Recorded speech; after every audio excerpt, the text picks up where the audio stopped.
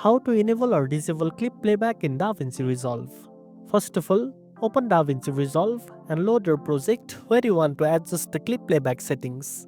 Once your timeline is ready, look at the top menu bar and click on the Playback tab. This menu contains various options related to how your clips and timeline behave during playback.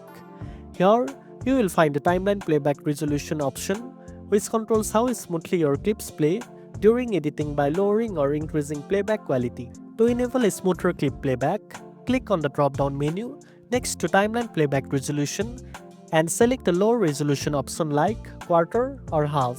This reduces the playback quality, which helps your system handle high-resolution clips more efficiently and prevents lag while editing. If you want to disable this feature and play clips at full quality, simply set the timeline playback resolution back to full. This will make your clips play back in their original quality, but keep in mind, it may require more processing power and can slow down playback on some systems. This setting is very useful when working with heavy 4K or higher resolution footage because it balances performance and quality. You can switch between different playback resolutions anytime without affecting your final export quality, since this only changes playback, not the actual media files.